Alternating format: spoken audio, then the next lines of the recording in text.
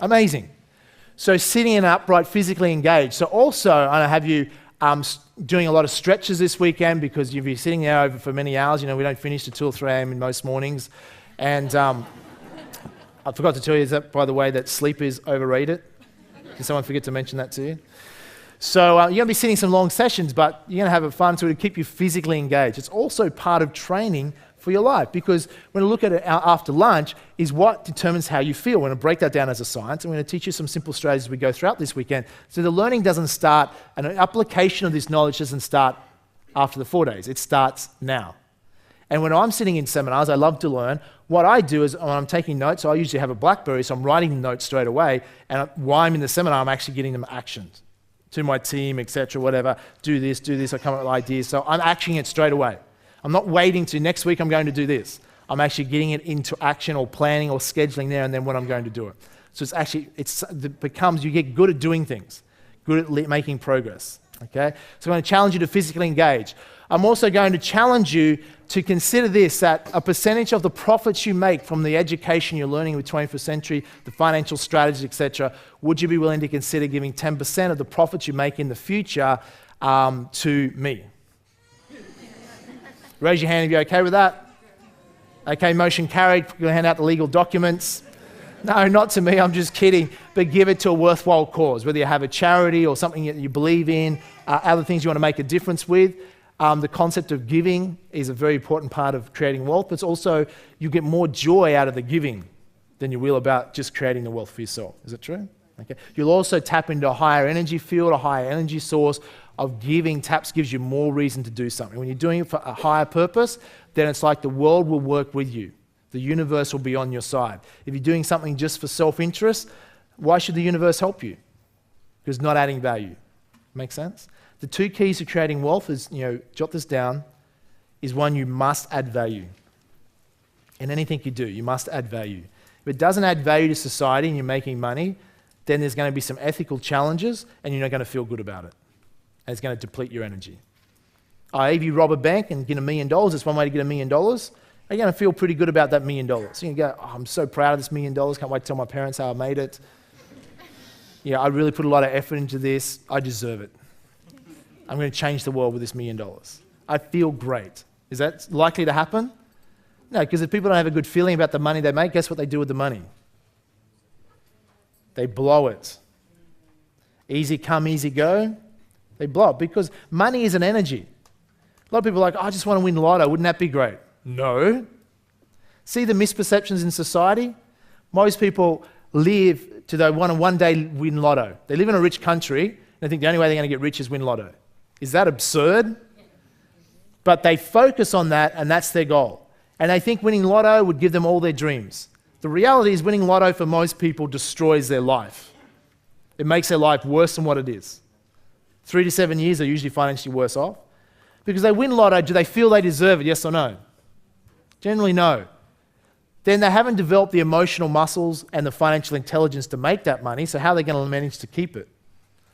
Then they're not sure about their friends, whether their friends are really their friends or just after the money.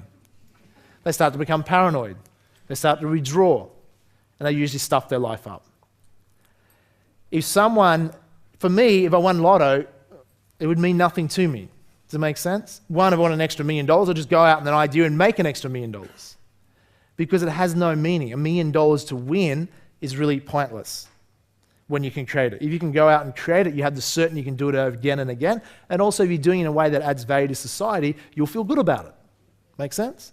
And that feeling is what you're ultimately after anyhow. That feeling of certainty. Because the challenge, if you don't develop your emotional muscles, even when you do become more financially successful, then you'll be living in fear of losing your wealth. Who knows a lot of people like that? They live in fear. They might be wealthy, but they're fearful. You want to jot this down. This is the worst state to be in around money. The worst state. You don't want to be a poor rich man. Poor rich man is the worst place to be. A poor rich woman for that matter. And our society is absolutely full of poor rich people. In other words, they're rich, but they think they're poor. I see this so many times. My parents are even a classic case of that. They're rich, but they think they're poor. Actually, anyone in this country that thinks they're poor has really got some delusion going on. True? You could be the poorest person in this country and you're richer than most of the people on the planet. It's all perspective, isn't it? It's all perspective. Most people, if you migrate to this country, if you're an immigrant to Australia, that you're 4 times more likely to become a self-made millionaire. Do you know that? 4 times more likely to become a self-made millionaire. That's good news for some of you. Is that true? Some of you are born here going, I knew it. It's my parents' fault. I was born here. Why do you think that might be? Tell me now quickly why most people that migrate here are 4 times more likely to become self-made millionaires than people that are born in Australia. Opportunity? They see opportunity. What else? I know what it is actually. I know the answer. It's because people that migrate here, the immigrants, the government takes care of them. They have all these special privileges. They get unlimited finance to start a business.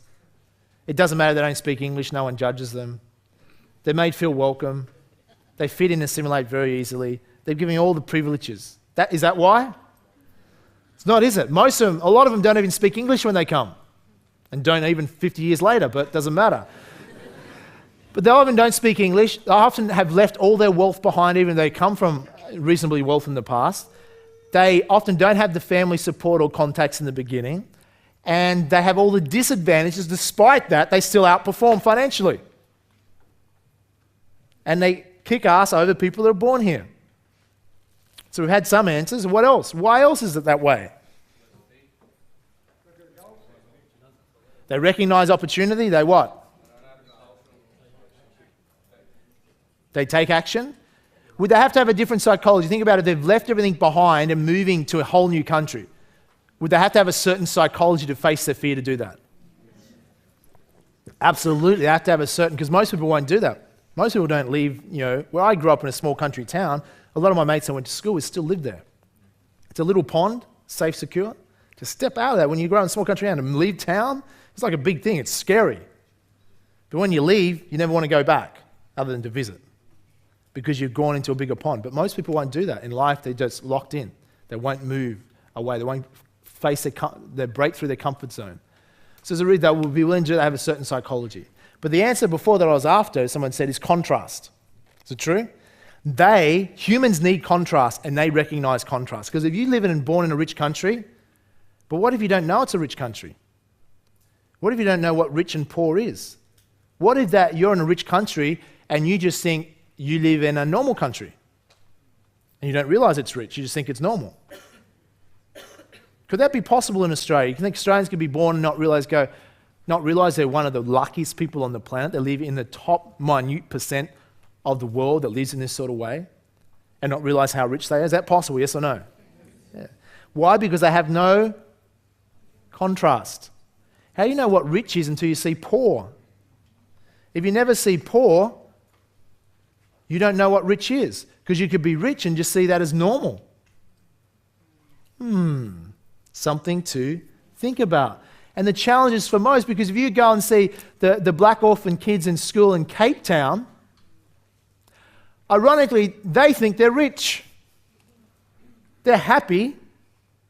They're joyous. They're grateful.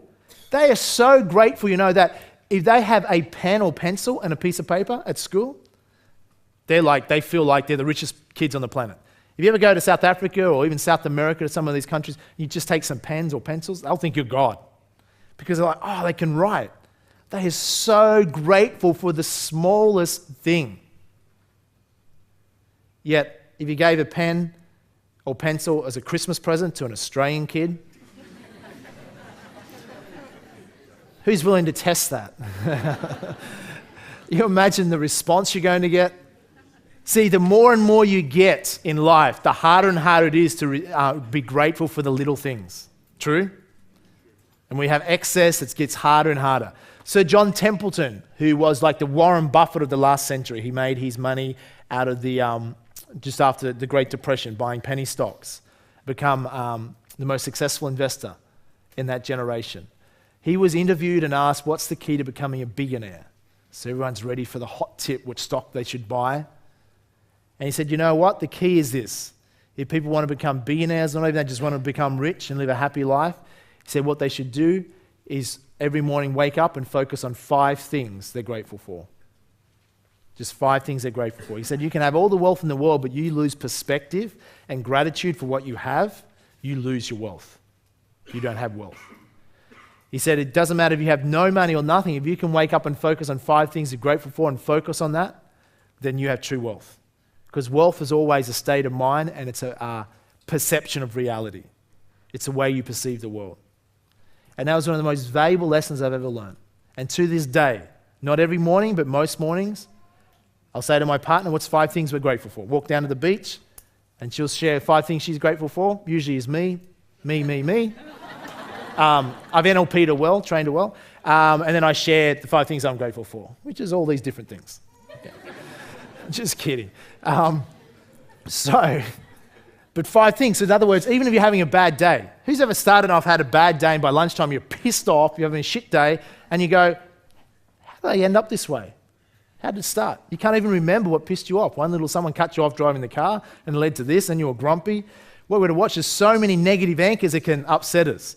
We've got to say, hang on a minute, let's keep it in perspective, let's not wreck our day. Because it's so easy to lose a day just by being in a bad mood. Is that true? Women in the room particularly? Ooh. I do find this. Now, this is a generalization and dangerous territory. I do find, in my experiences, that men, when they get upset, they'll tend to get over it quickly.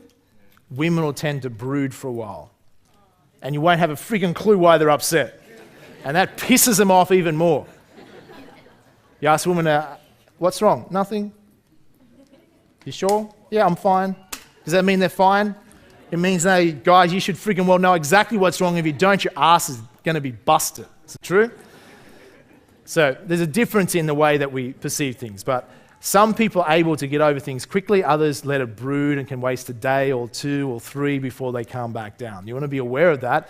And we'll look at it, give you some tools after lunch of how to change your emotional state so you don't let little things mess up your life.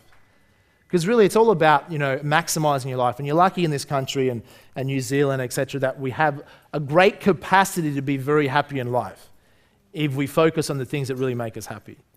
And by becoming happier people, then our wealth will expand and grow naturally. But if we have challenge being happy, then wealth it becomes a chaotic thing, doesn't necessarily serve us. Okay? And we'll look at that afterwards. So, my challenge to you, stand up quickly.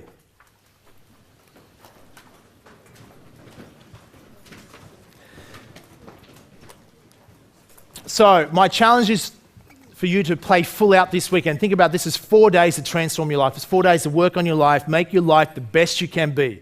And it all starts now. It all starts you stepping outside your comfort zone, doing more, being more, pushing more. So when you're getting tired, you want to push through that barrier and say, you know what? That's the old me. I'm going to sit upright, I'm going to breathe, I'm going to drink some water, I'm going to re-energize myself because I'm staying focused. I'm here to learn, I'm here to get the most out of this event, I'm here to get the most out of life, and I'm going to push myself to the next level. Because on that next level is where you enjoy life, to where you get that much more out of life. Make sense? So I challenge each and every one of you, isn't it getting tired, etc., check your physiology, shake your body out, and keep yourself wide awake. So here's what I want you to do in just a moment. I want you to meet 3 or 4 people around you. You just say your name, where you're from, and why you're here.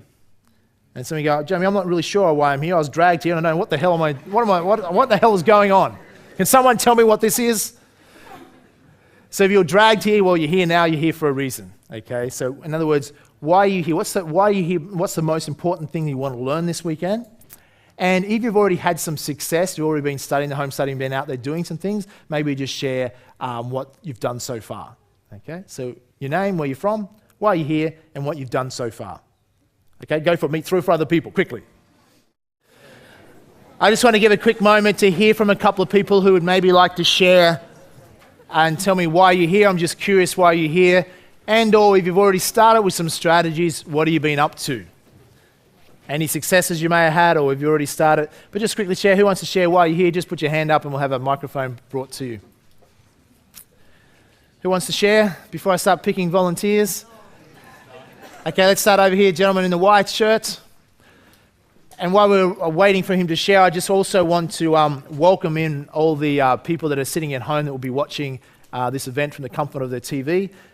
This is being filmed, so many others around Australia, New Zealand, around the world for that matter, will be able to listen in on what we're covering these 4 days.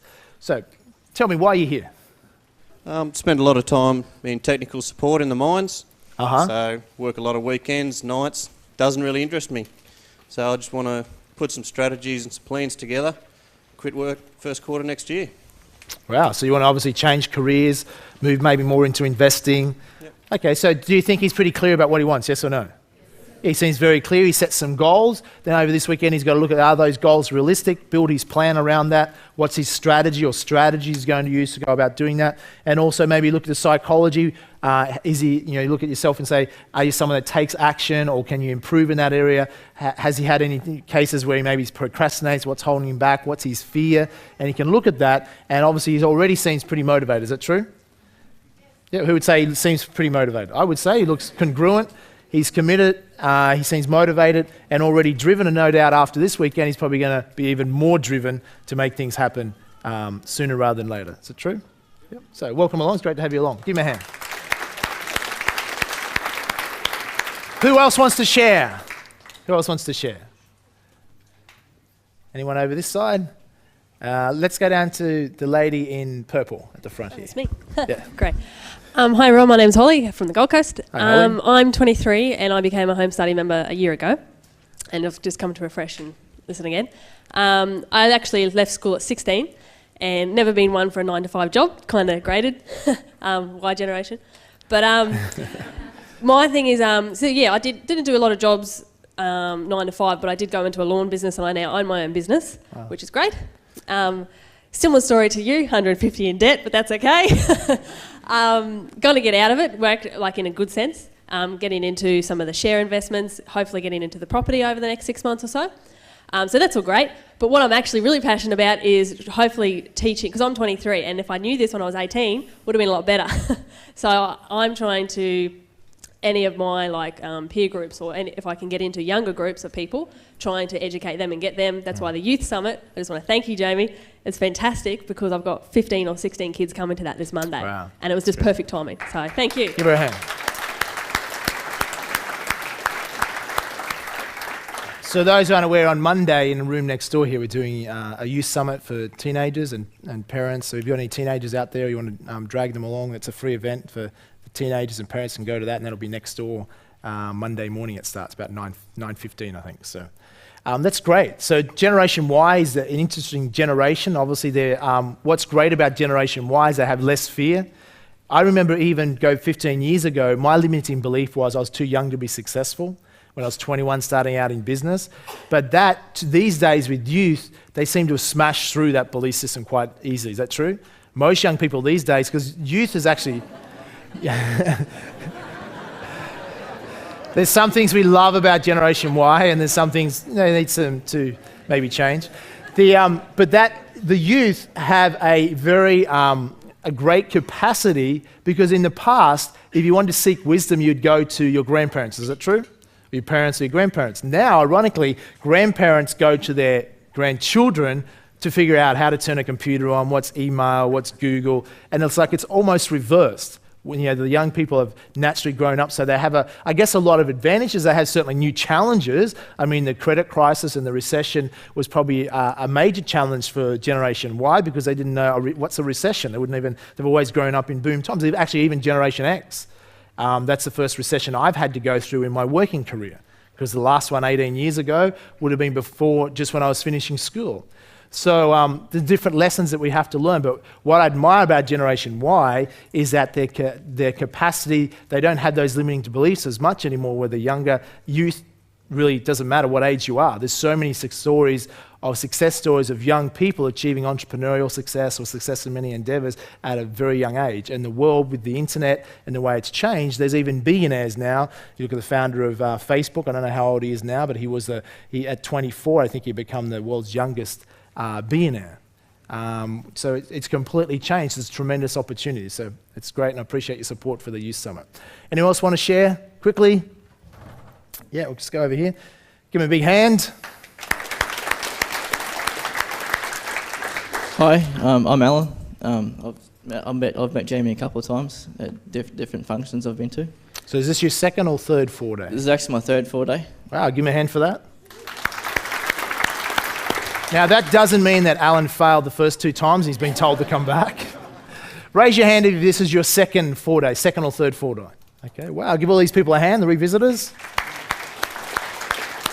So what I'll be interested in come the end of the 4 days of some of those who are revisiting is maybe share your experiences the second time around, because I find that a lot of people, when you come back a second or third time, it's like a whole new program. Now, part of that is because it is always slightly different and there's some different speakers, etc., but a lot of it's because you're different. And you're able to take even more in the second time and also you're more cognitive and more aware of particular things. And you say, oh, they didn't cover that in the first time, and actually we did, but you were like focused on other areas. So everyone is so revisiting, and the way the 21st century has been designed with your 5-year membership is that immersion over time. Okay, continued learning. It's not just like you go and learn once, that will make a difference to your life, but if you continually learn over time and immerse yourself and create an environment for you that holds you, like a peer group that holds you to a higher standard. We'll talk about that later as far as environment, how that critical that is to reshaping your life and supporting you long term. So Alan, why are you here this time? Just here because over the years I've done quite a few seminars, a few different things like shares, property, and that kind of stuff. But over the years I've become quite successful in the share market. And just how old are you, Alan? 32 next week. Wow, great. Yeah, I was actually I actually retired on my 30th birthday. Give him a hand. Who's jealous? Who's jealous? No, that's well done. But I've actually gone back to work. Yeah. I went back to work by choice because I wanted to help people and to be able to do what I do, and that's to become successful in the share market. Wow, give me a hand for that. And this is a classic example. A lot of people generally, like when they first come across these strategies, like, I hate my job, I want to quit it, I just want to invest, and often they quit their jobs too soon, even if they're successful investors. So the goal and what we teach, and we'll talk about that yesterday, is the synergy where you still want to generate income and build your business or career, but the goal and what Alan's done is where you move towards a career there, and you have a choice, more of what you're passionate about. Because the most successful people work. Like, do you think Richard Branson still works, yes or no? The guy is a workaholic, but does he have fun doing what he does? Now, Richard will party to 3 or 4 a.m. in the morning, and Richard's in his late 50s now. He'll party 3 or 4 a.m. in the morning. He'll have 3 hours sleep and be up ready to face the cameras to do an interview the next morning. I mean, he's just that much energetic, loves what he does, hardly sleeps, and it's just that passionate. But he works. Like, I work harder now than I did when I was starting out, but I don't need to, but I'm passionate.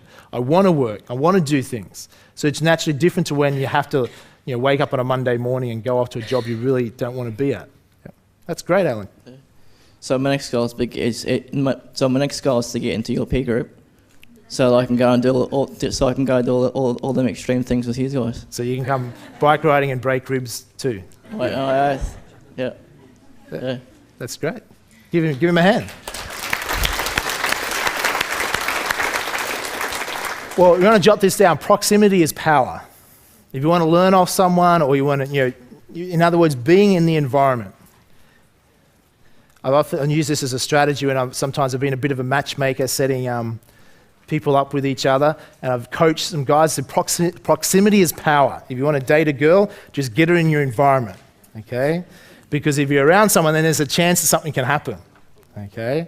So proximity is power. If you want to learn off someone, you need to be in the environment where you got that chance to learn or to develop a relationship. A lot of my mentors took time. I couldn't just go up to them and say when I was younger, will you mentor me?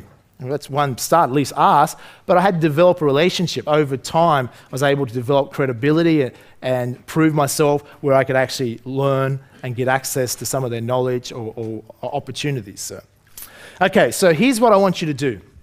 You're all here for a very different reason. I want you just to quickly jot down why you're here. What is your outcome for enrolling in 21st century?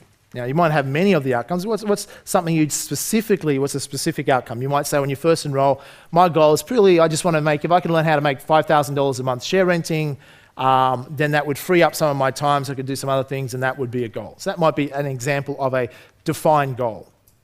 But there might be other things. You might be saying, well, I'm really here, I just want to improve my psychology and be, happier with my life. Or I want to, develop insight into what sort of career I can move into.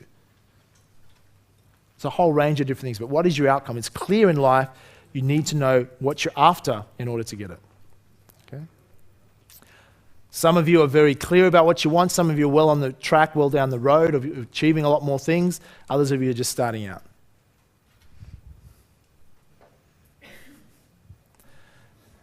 Once you've done that, turn to the person next to you and just maybe share with them if you wish. What's your outcome? Just share with them.